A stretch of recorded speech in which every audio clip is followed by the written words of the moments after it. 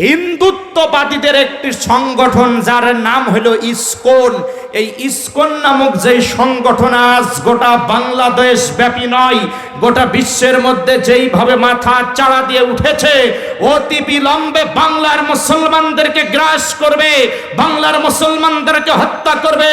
আজ যদি মধ্য মুসলমানের মতো বাংলার মুসলমান জাগ্রত না হয়, বাংলার মুসলমান যদি অহংকার না ছাড়ে, বাংলার মুসলমান যদি সামনের দিকে অগ্রসর না হয়, হিন্দুত্ববাদী সংগঠন বাংলার মুসলমান নয়, গোটা বিশ্বের মুসলমানদেরকে এমন বিক্ষিপ্ত ধুলাবালির নাই উড়িয়ে দিবে, যাইতে পূর্বে কোন মুশরিক, কোন কাদিয়ানি, কোন কাফের করতে পারে নাই।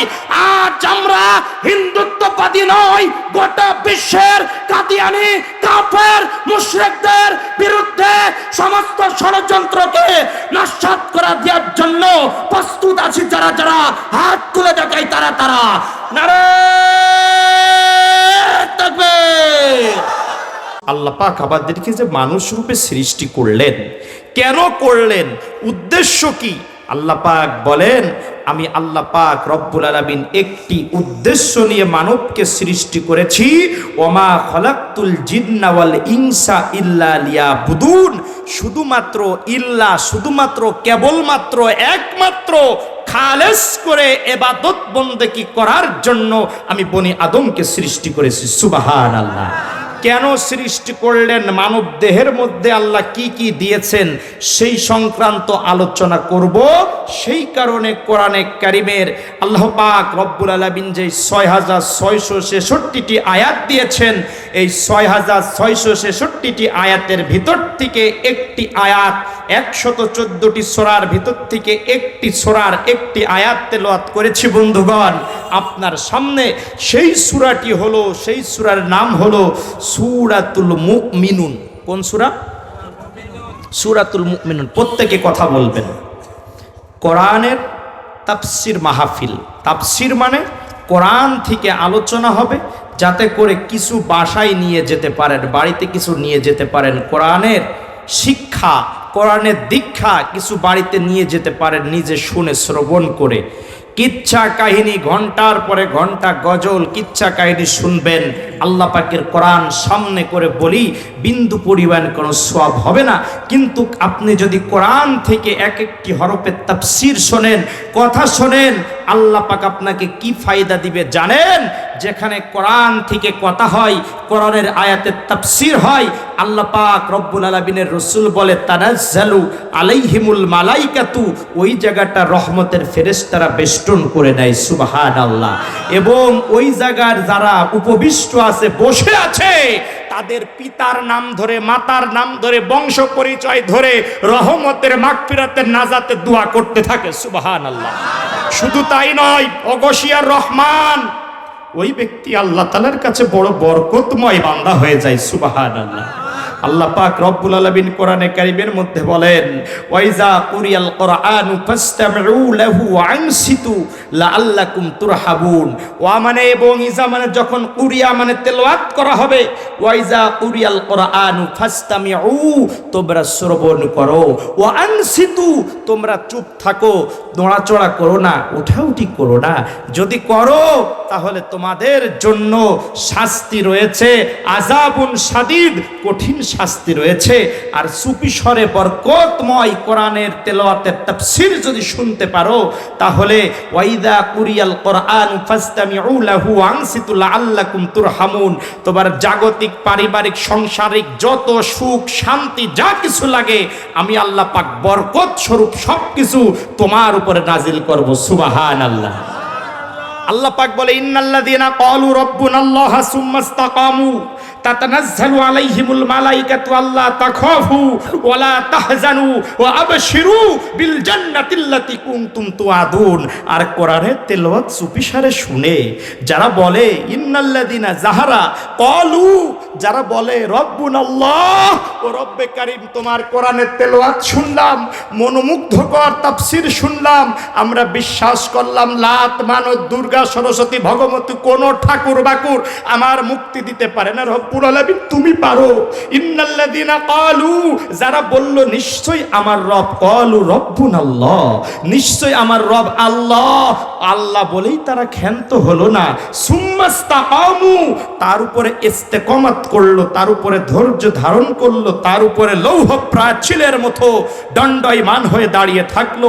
আমি আল্লাহ পাক রব্বুল আলামিন ওদের কাছে তানাজ্জালু আলাইহিমুল মালাইকাতু, রহমতের ফেরেশতা বর্ষণ করি। আর ফেরেশতারা বলতে থাকে আল্লাহ তাখাফু, ভয় পেও না, ওয়ালা তাহজানু, পেরেশানিত হয়েও না, কুনতুম তুআদুন, তোমাদের সাথে আল্লাহ পাক যেই জান্নাতের ওয়াদা করেছিল তোমরা হলে সেই জান্নাতের মেহমান। সুবহানাল্লাহ। এখন জান্নাতের কোরআন শুনলে যে জান্নাতি হবেন, মানেন আর না মানেন সেইটা পরের কথা, শুনলেই যে জান্নাতি এর প্রমাণ পেলেন কিটা কিটা? হাত তোলেন তো দেখি। আলহামদুলিল্লাহ, আল্লাহ পাক কবুল করুক আমার কলিজার টুকরাদেরকে। হাত নামান। এখন কোরআন শোনার উপকারিতা কি? 1 নাম্বার, আপনার উপরে ফেরেশতারা বরকত বর্ষণ করবে। 2 নাম্বার, আপনার গুনাহগুলোকে মাফ করে দিবে। 3 নাম্বার, আল্লাহ পাক আপনার তার খালেস নেক বান্দা হিসেবে কবুল করবে। 4 নাম্বার, আল্লাহ পাক রব্বুল আলামিন গায়েবী মওদুদ দ্বারা আপনাকে সাহায্য সহযোগিতা করবে।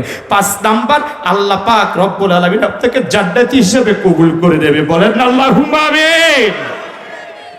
আমি তেলাওয়াত করেছি সূরা মুমিনুন। যতক্ষণ থাকবো বাবা কোরআনের খেদমত নিয়ে থাকবো। একটি হরফ পাঠ করলে 10টি নেকি, শুধু নেকিই নয়, 10টি গুনাহ আল্লাহ মাফ করে, 10টি সওয়াব আল্লাহ দিয়ে দেয়, 10টি মর্যাদা বুলন্দ করে, 10টি মর্যাদাকে আল্লাহ পাক বৃদ্ধি করে দেয়। সুবহানাল্লাহ।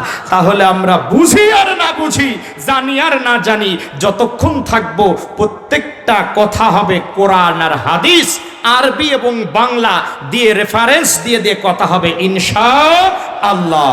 আমার বাবারা, আমি সূরা মুমিনুন যেটি অবস্থান করছে 18 নম্বর পারা। কত নম্বর পারা? 18 নম্বর পারা। যেই সূরার নাম হইল সূরাতুল মুমিনুন। এই সূরার মধ্যে আল্লাহ পাক 118টি আয়াত দিয়েছেন, 6টি রুকু দিয়েছেন।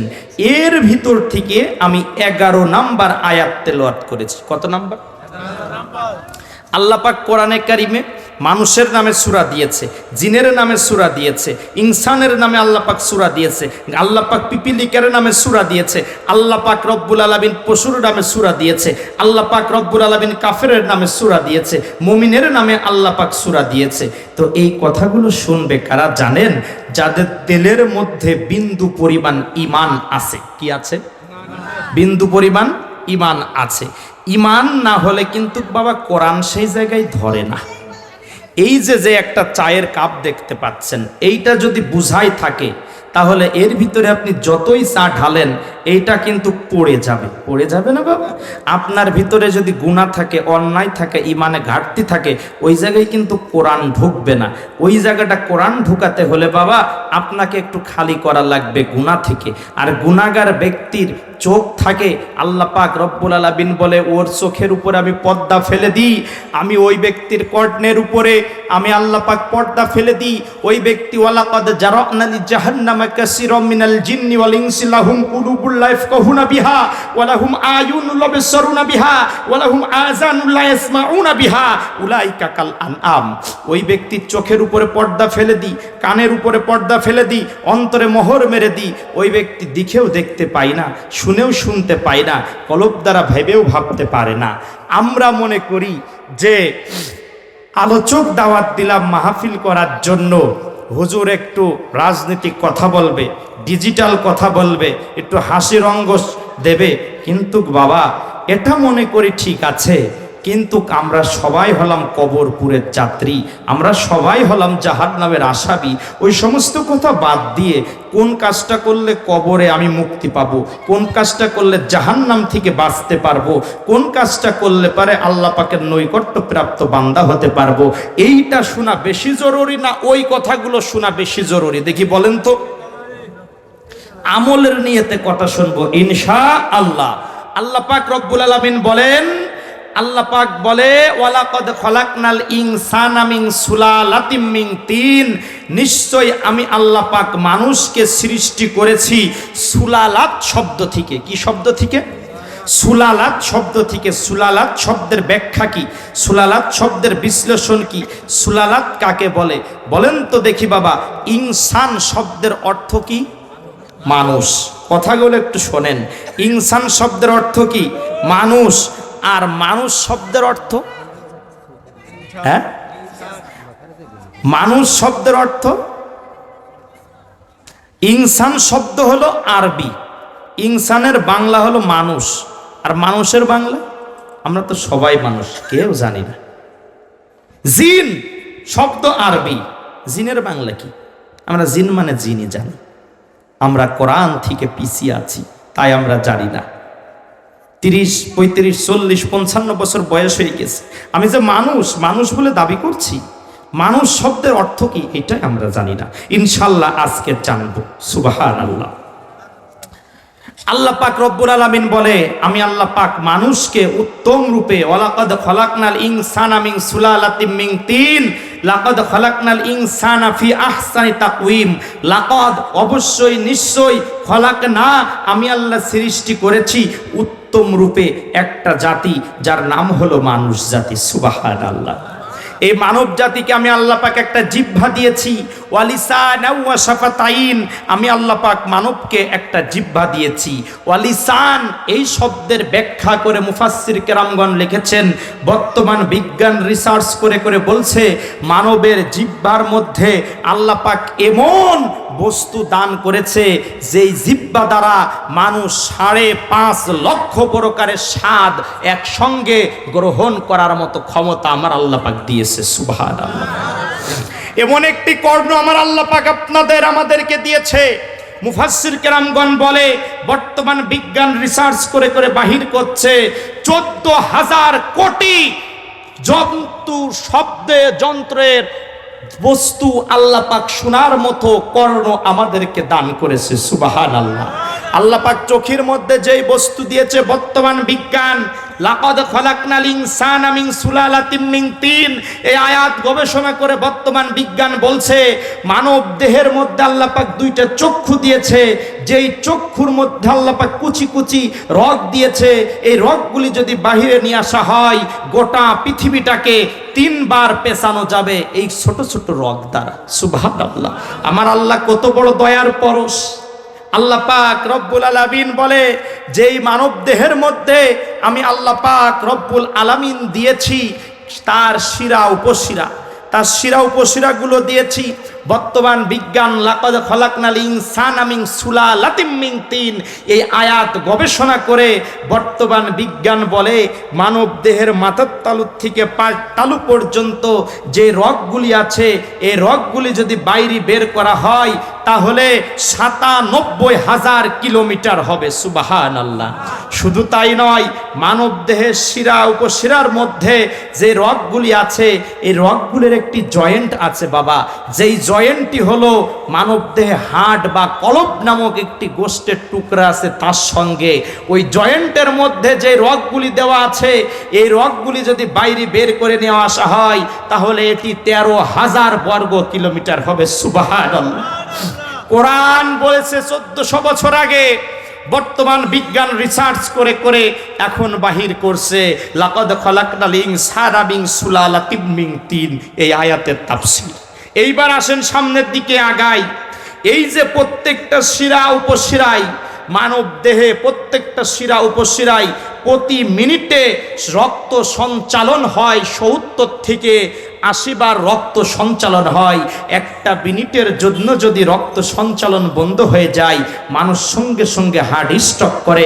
আজকে এমন একটা আমল বলে দিয়ে যাব, কোনো মানব যদি এই আমলটা করতে পারে তাহলে আল্লাহ পাক রব্বুল আলামিন ওই ব্যক্তিকে হার্ট জড়িত কোনো রোগের মধ্যে দিবে না। আল্লাহ পাক হার্টের কোনো রোগ ওই ব্যক্তিকে দিবে না। হার্টের রোগ থেকে আল্লাহ পাক ওই ব্যক্তিকে মুক্ত রাখবে। আর যে ব্যক্তি হার্টের রোগ থেকে মুক্ত থাকলো ওই ব্যক্তি হার্ট স্ট্রোক থেকে মুক্ত থাকলো, আর যে ব্যক্তি হার্ট স্ট্রোক থেকে মুক্ত থাকলো সে ব্যক্তি দীর্ঘ হায়াত পেল, আর যে ব্যক্তি দীর্ঘ হায়াত পেল সে ব্যক্তি আল্লাহ পাকের ইবাদত বন্দেগী বেশি বেশি করতে পারলো। সুবহানাল্লাহ।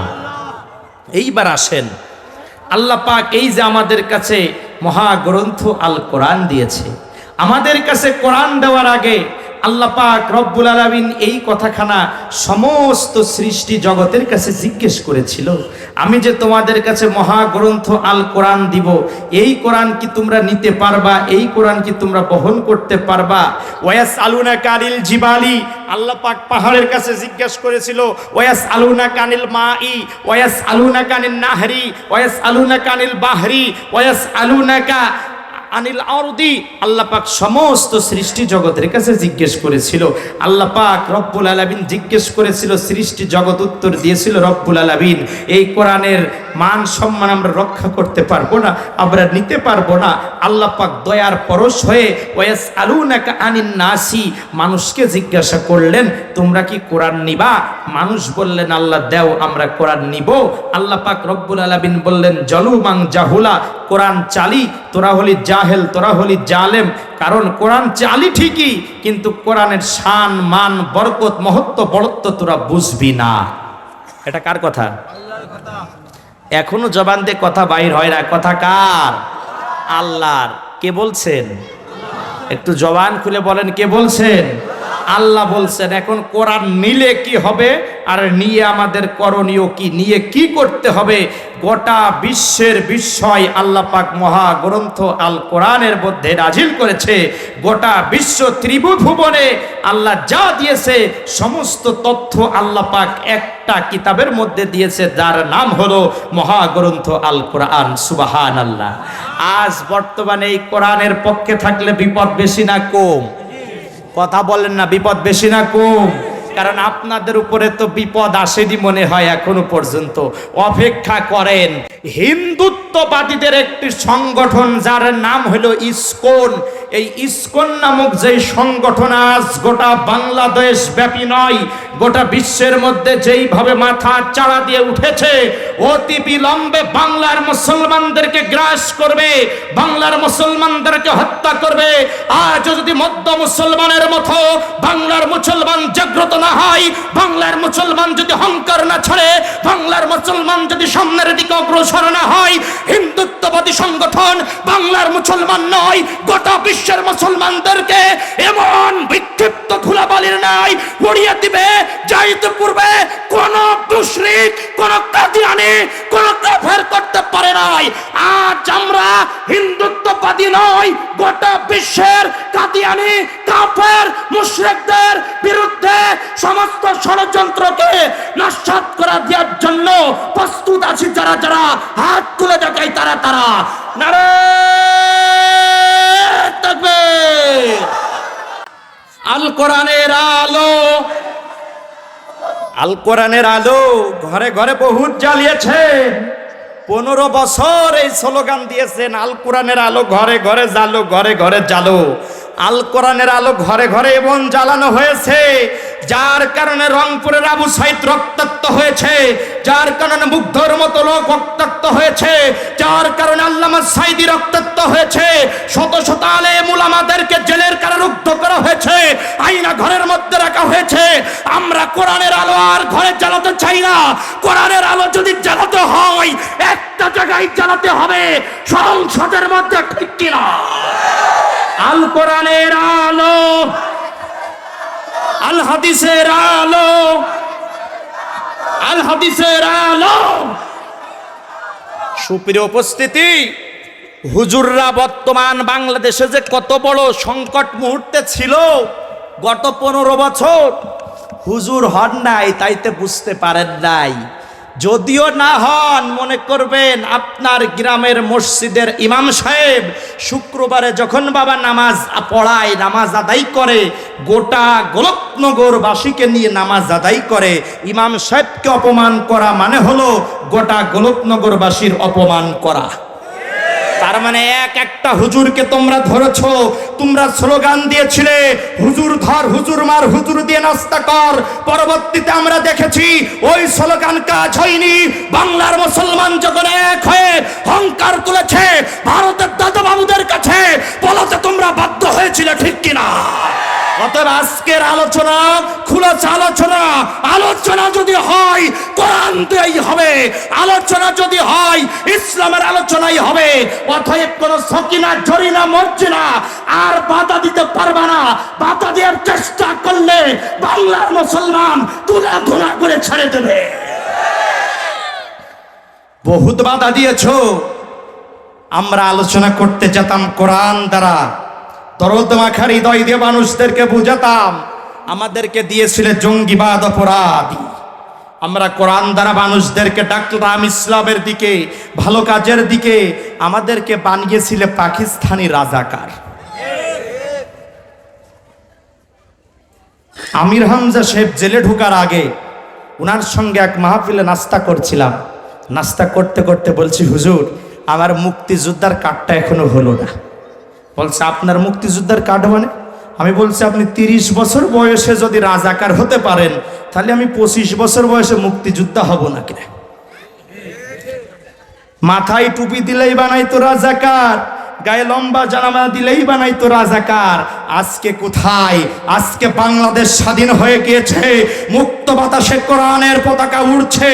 আজকে যদি কোরআন দ্বারা কথা শুনি, কোরআন দ্বারা যদি কথা বলি, আল্লাহ পাক রব্বুল আলামিন বলে জাল হাক্কু ওয়া জাহাকাল বাতিল ইন্নাল বাতিলা কানা জাহুকা। গোটা বাংলাদেশ ছিল আলেম উলামার দেশ। আলেম উলামার দেশ আছে, আলেম উলামার দেশ থাকবে, বাতিল ঠেকাতে পারবে না। আমরা যে কথাখানা বলতেছিলাম কোরআনে কারিমে সূরা মুমিনুন, কোন সূরা? আসেন আল্লাহ পাক মানব সৃষ্টির যে রহস্য বলছে, আল্লাহ পাক কোন কারণে মানুষকে সৃষ্টি করেছেন আর আমরা করছি কোন কারণ, আজকে জেনে নেব ইনশাআল্লাহ। এরপরেও দেখেন পিছনের দিকে মানব সৃষ্টির আলোচনা হবে। মানুষ কাকে বলে?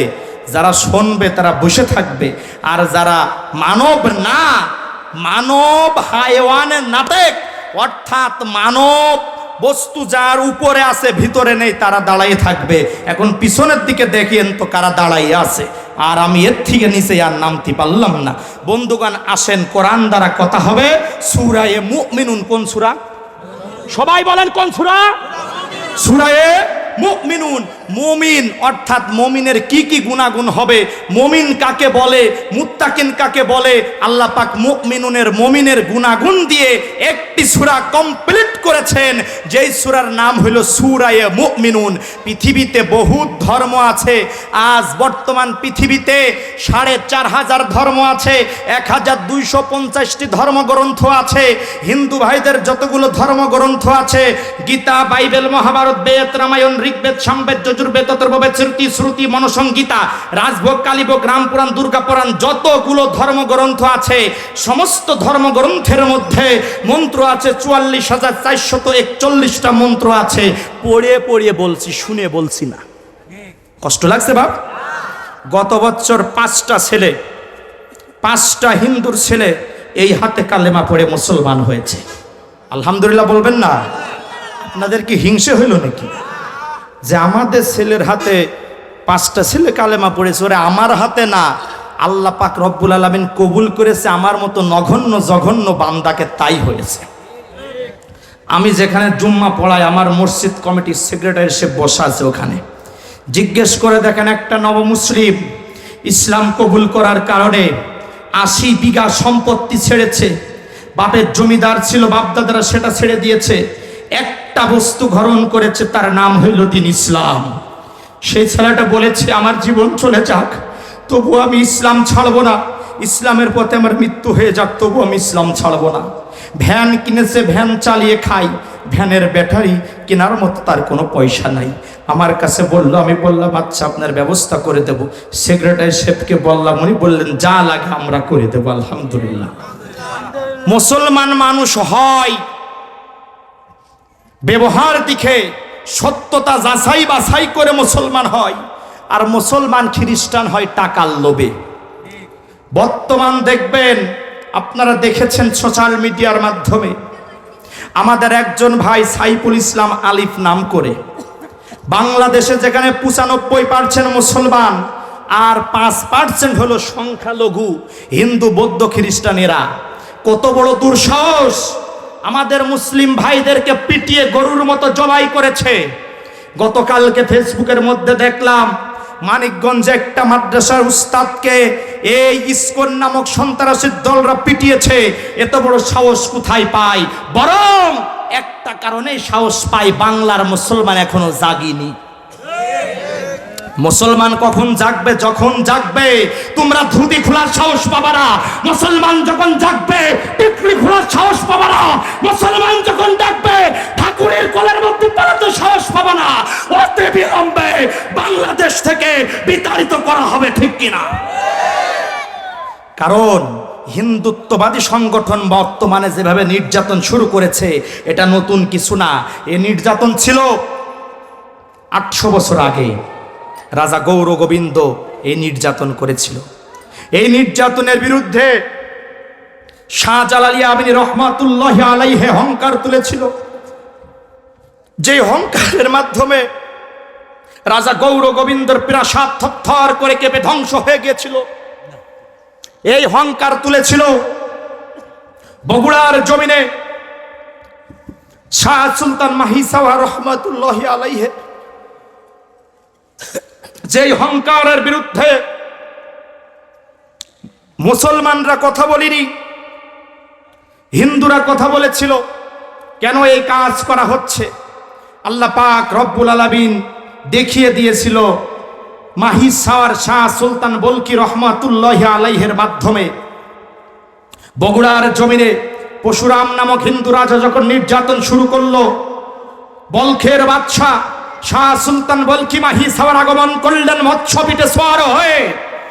আগমন করে তিনি বিজয় করলেন, ইসলামের পতাকা উড্ডীন করলেন।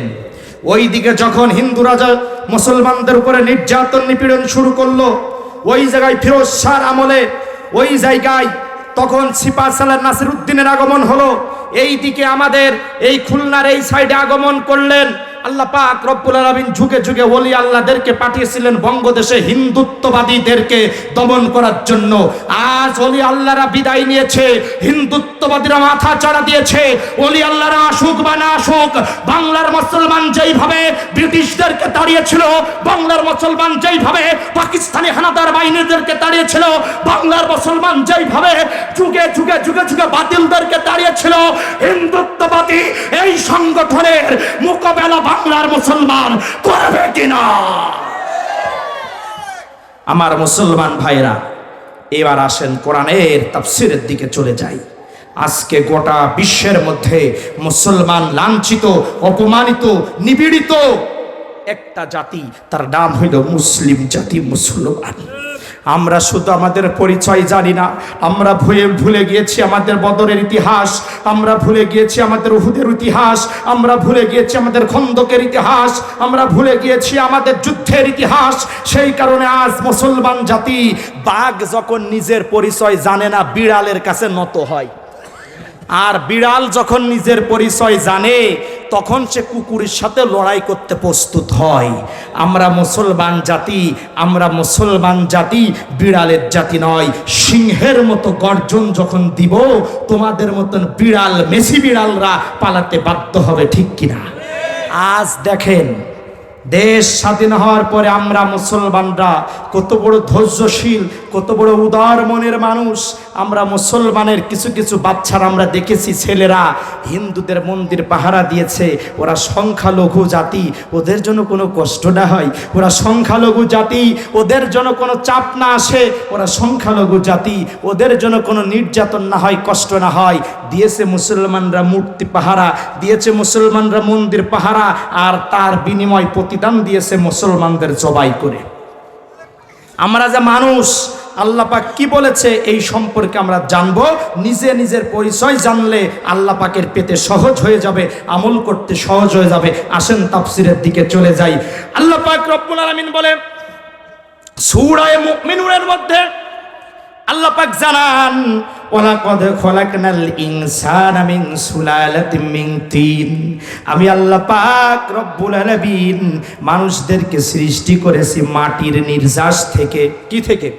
মাটির নির্যাস থেকে। মানব সৃষ্টি হয়েছে তিনটা সিস্টেমে। কয়টা সিস্টেমে? তিন সিস্টেমে আল্লাহ পাক রব্বুল আলামিন মানবকে সৃষ্টি করেছেন।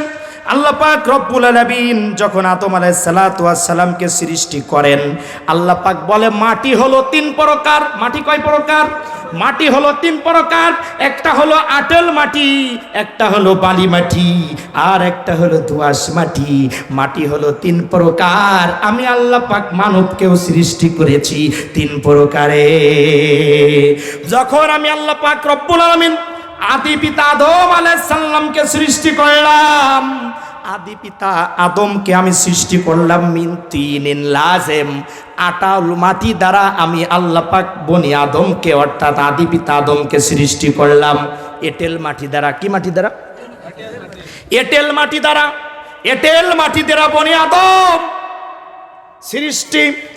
আল্লাহ পাক রব্বুল আলামিন বলে যখন আমি আদি পিতা আদমকে এঁটেল মাটি দ্বারা সৃষ্টি করলাম, এই এঁটেল মাটি দ্বারা সৃষ্টি করে আমি 40 বছর এই অবস্থায় রেখেছিলাম এঁটেল মাটি দ্বারা সৃষ্টি করে। এরপরে 40 বছর রাখার পরে আমি আল্লাহ পাক আদেশ করলাম ইয়া সামাউ আমতিরি আলাইহি আরবাইনা সানা, অতএব এই এঁটেল মাটির উপরে আকাশ থেকে 40 বছর বৃষ্টি বর্ষণ হোক। কত বছর? 40 বছর। মিন তিনিন লাজেম, এক নাম্বার হলো এঁটেল মাটি দ্বারা আমি সৃষ্টি করলাম। এঁটেল মাটি দ্বারা সৃষ্টি করার পর আমি আল্লাহ পাক আদেশ দিলাম ইয়া সামাউ আমতিরি আলাইহি আরবাইনা সানা, 40 বছর এই মাটির উপরে বৃষ্টি বর্ষণ হোক। আল্লাহু আকবার। 40 বছর বৃষ্টি বর্ষণ হয়ে গেল। এরপরে আমি আল্লাহ পাক আদেশ দিলাম ইয়া শামসু হাররিকি আলাইহি আরবাইনা ইয়াউমা। এরপরে 40 বছর যখন সূর্যর তাপ দেয়া হলো, অতএব 40 বছর আমি এঁটেল মাটি দ্বারা সৃষ্টি করলাম। 40 বছর এঁটেল মাটি দ্বারা সৃষ্টি করে রেখে থুলাম। পরের 40 বছর আমি বৃষ্টি দিলাম। তারপরে 40 বছর আমি আল্লাহ পাক সূর্যের তাপ দিলাম। এই হলো আদি পিতা আদম। আদি পিতা আদমকে সৃষ্টি করলাম 3 সিস্টেমে, তোমাদেরকেও সৃষ্টি করলাম 3 সিস্টেমে। তোমাদেরকে প্রথমে করলাম আমি আল্লাহ পাক নুতফা, তারপরে মুদগ, তারপরে আলাক, তারপরে আমি আল্লাহ পাক রব্বুল আলামিন তোমাদেরকে মানুষ রূপে দুনিয়াতে পাঠাইয়া দিলাম। সুবহানাল্লাহ বলবেন না? আল্লাহ পাক আদম আলাইহিস সালামকে সৃষ্টি করেছে 3টা সিস্টেমে। এঁটেল মাটি দ্বারা সৃষ্টি করে আল্লাহ পাক 40 বছর রেখেছিলেন। এরপরে 40 বছর ওই এঁটেল মাটির উপরে আল্লাহ পাক বৃষ্টি বর্ষণ করলেন। পরের 40 বছর আল্লাহ পাক রোদের তাপ দিলেন। এটা হলো আদম আলাইহিস সালামকে 3 প্রকারে আল্লাহ পাক সৃষ্টি করেছিলেন। মানবকেও আল্লাহ পাক রব্বুল আলামিন বলে আমি মানবকে সর্বপ্রথম করেছি নুতফা, তারপরে মুদগ, তারপরে আলাক। এই মুদগ কি, নুতফা কি, আলাক কি, এই সম্পর্কে আজকে জানবো ইনশাআল্লাহ। খারাপ লাগছে নাকি আপনাদের? খারাপ লাগছে কার কার? হাত তোলেন তো দেখি। হ্যাঁ, যাক আলহামদুলিল্লাহ। আল্লাহ পাক আমার কলিজার টুকরাদেরকে কবুল করে বলেন আল্লাহুম্মা আমিন। এই যে মানব, প্রথমে ছিলে তুমি সুলালাত। আল্লাহ পাক রব্বুল আলামিন বলে মানব দেহ গঠন হয়েছে। মানব দেহের মধ্যে 4টা বস্তু আছে। মাটি আছে, আগুন আছে, বাতাস আছে, পানি আছে। কয়টা বস্তু আছে? আগুন আছে, মাটি আছে, বাতাস আছে, পানি আছে। মাটি আছে তাই মাংস আছে, আগুন আছে তাই রাগ আছে, গরম আছে, বাতাস আছে তাই শ্বাস প্রশ্বাস চলে, পানি আছে তাই মানুষের পেশাব হয়, মানুষের মুখ্য মানব দেহ ঘাম হয়। পানি আছে তাই। তাহলে মানব দেহে কয় বস্তু আছে? মাটি আছে, আগুন আছে, বাতাস আছে, পানি আছে। কয় বস্তু আছে? 4টে বস্তু আছে। এইবার আসেন, আপনারা প্রশ্ন করতে পারেন হুজুর মানব দেহে 4টা বস্তু আছে, আপনি খালি মাটির কথাই বলছেন, আগুনের কথা, পানির কথা, তারপরে বাতাসের কথা বলছেন না, কারণ কি? ও বাবা, এইবার আসেন ছোট্ট করে বুঝিয়ে দিই। এইটা হলো একটি চায়ের কাপ। এটা কিসের কাপ? চায়ের কাপ। এর মধ্যে চা বানাতে হলে, চা তৈরি করতে হলে পানি লাগবে, চিনি লাগবে, আর একটু চায়ের পাতি লাগবে। কি লাগবে? চায়ের কথাগুলো খুব খেয়াল করে বুঝবেন। আর একটু কি লাগবে? চায়ের পাতি লাগবে। যখন গরম পানি দিবেন এর নাম হবে গরম পানি, যখন চিনি দিবেন এর নাম হবে মিষ্টি পানি, যখন এক টুকরা চায়ের পাতি ঢেলে দিবেন তখন এর নাম হয়ে যাবে চা। তাহলে ঠিক মানবদেহে আগুন আছে, বাতাস আছে, পানি আছে, সুলালাত মাটির নির্যাস, অর্থাৎ যেমনি ভাবে এতটুক চা দেওয়ার কারণে, চা পাতি দেওয়ার কারণে সমস্ত নাম, রং, জাত, সিফাত পরিবর্তন হয়ে একটি নামে রূপান্তরিত হয়েছে চা, ঠিক তদরূপ ভাবে সুলালাত মাটির নির্যাস মানব দেহে আসার কারণে মানবের বস্তু গঠন হয়ে গেছে মাটি দ্বারা। সুবহানাল্লাহ। এইবার আসেন, এই যে মানবকে আল্লাহ পাক সৃষ্টি করেছেন মাটি দ্বারা, আল্লাহ পাক বলে আর রহমান, আমি হলাম রহমান। আল্লামাল কোরআন, আমি মানুষকে শিক্ষা দিয়েছি কোরআন। খলাকাল ইনসান, সৃষ্টি করেছি মানুষ। আল্লাহ পাক এখানে আগে বললেন কোরআনের কথা, পরে বললেন আল্লাহ পাক মানুষের কথা। তার কারণ কি? তার কারণ হলো মুফাসসির কেরামগণ লিখেছেন যে আল্লাহ পাক মানব সৃষ্টি করেছে ঠিক আছে, কিন্তু মানব হলো যতক্ষণ না পর্যন্ত কোরআনের ছায়াতলে না আসবে, কোরআন পাঠ না করবে, ততক্ষণ পর্যন্ত পূর্ণাঙ্গ মানব হতে পারবে না। সেই কোরআন পড়ানোর জন্যই, কোরআন পাঠ করানোর জন্যই একটি দিনে প্রতিষ্ঠান হয়েছে, যার নাম দিয়েছে আমার কলিজার টুকরা সাইফুল, যার নাম দিয়েছে আসমা বিনত আবু বকর মহিলা মাদ্রাসা। সুবহানাল্লাহ। মহিলাদেরকে কোরআন শিক্ষা দেওয়ার জন্য আল্লাহ পাকের রাসূল সাল্লাল্লাহু আলাইহি ওয়াসাল্লাম বলেন, তলাবুল ইলমি ফারিদাতুন আলা কুল্লি মুসলিম, প্রত্যেকটা মুসলমান নর এবং নারীর জন্য কোরআনে কারীম শিক্ষা করা ফরজে আইন। কি ফরজে আইন? শিক্ষা করাই লাগবে। সিদ্ধান্ত কার? আল্লাহ রাসূল সাল্লাল্লাহু আলাইহি ওয়াসাল্লামের কাছে আল্লাহ বলেছেন, আল্লাহ রাসূল সাল্লাল্লাহু আলাইহি ওয়াসাল্লাম হাদিসের মধ্যে বর্ণনা করেছেন কোরআন শিক্ষা করলে কি ফজিলত, কোরআন পাঠ করলে কি ফজিলত, আর কোরআন না শিখলে, না করলে কি শাস্তি আল্লাহ পাক রব্বুল আলামিন রাসূলের মাধ্যমে জানিয়ে দিয়েছেন। সুপ্রিয় উপস্থিতি, আমরা যদি কোরআনে পাক কারীম শিক্ষা করতে পারি, কোরআনে কারীম যদি পাঠ করতে পারি, আল্লাহ পাক আমাদেরকে 10টা পুরস্কারে পুরস্কৃত করবে। কয়টা পুরস্কার? 10টা পুরস্কার।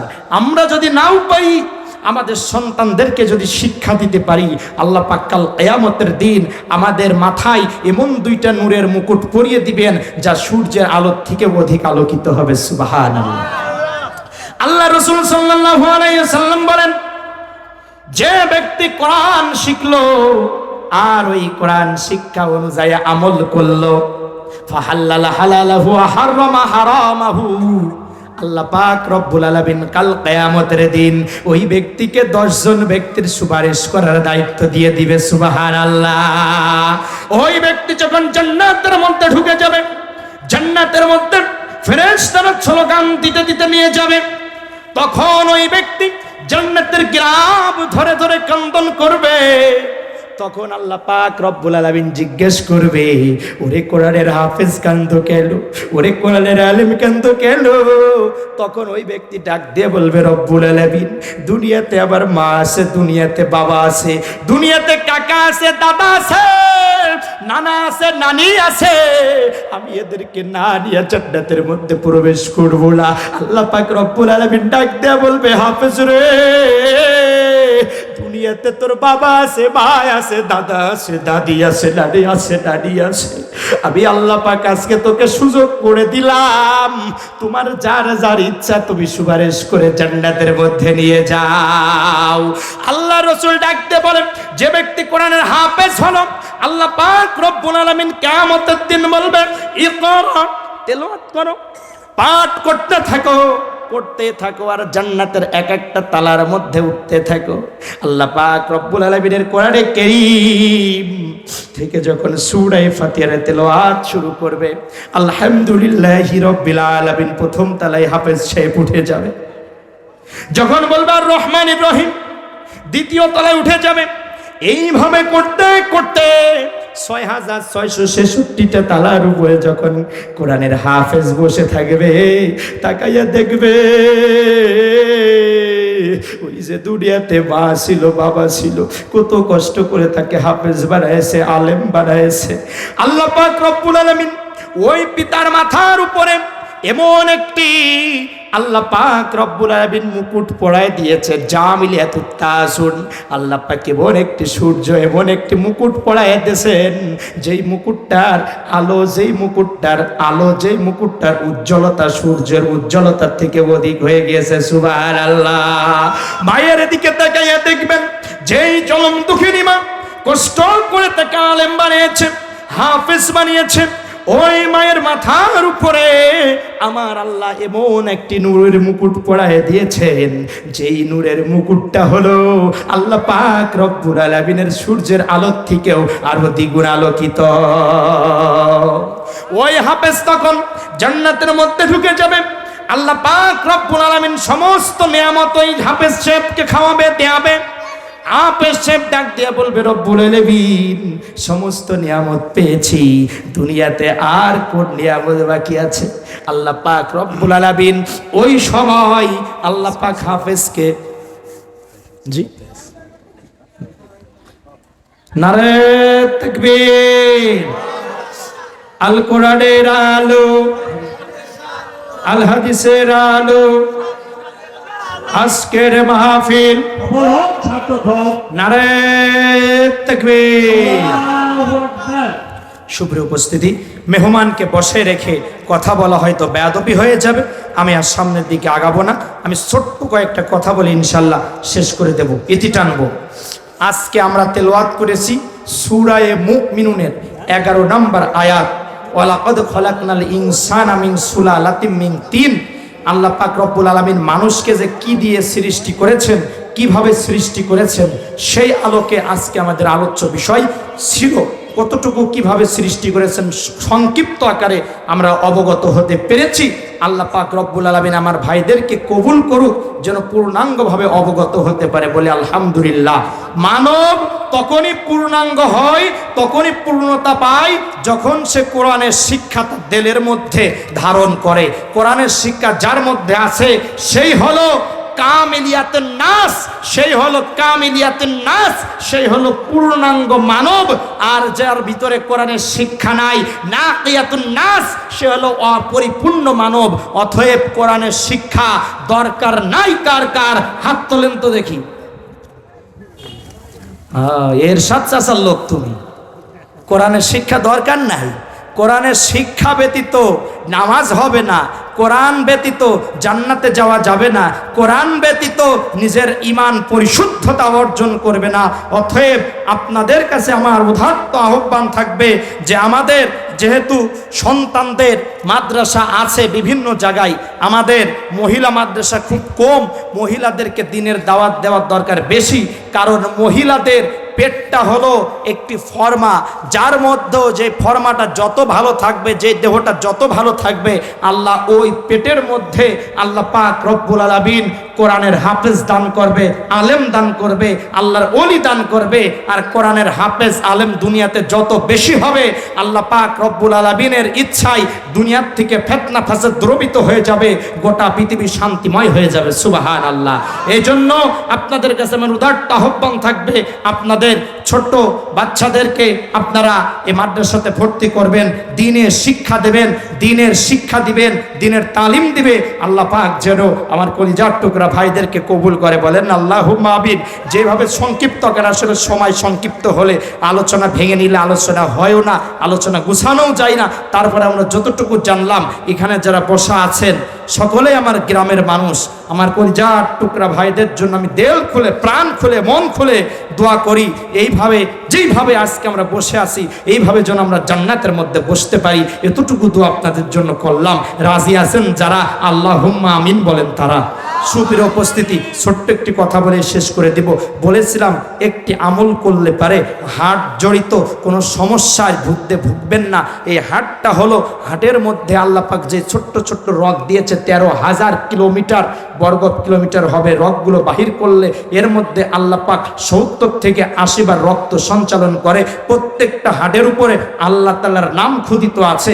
কোনো ব্যক্তি যদি আল্লাহ তাআলার জিকির, আল্লাহ তাআলার নাম বেশি বেশি পরিমাণ জপতে পারে, ওই ব্যক্তির রক্ত তত দ্রুত সঞ্চালন হবে, আর রক্ত যত দ্রুত সঞ্চালন হবে তত আপনার হার্টের সঞ্চালিত রগগুলো ক্লিয়ার থাকবে, আর যত ক্লিয়ার থাকবে ওই ব্যক্তি তত সুস্থ থাকবে, আর ওই ব্যক্তি যত সুস্থ থাকবে ওই ব্যক্তি তত হায়াত পাবে। আল্লাহ পাক আমার ভাইদেরকে আমল করার মতো তৌফিক দিক। সকলে বলে আল্লাহুম্মা আমিন। আপনাদের জন্য দোয়া করি, আমার জন্য দোয়া করবেন। দোয়া নিয়ে দোয়া শেষ করছি। আসসালামু আলাইকুম ওয়া রাহমাতুল্লাহি ওয়া বারাকাতুহু।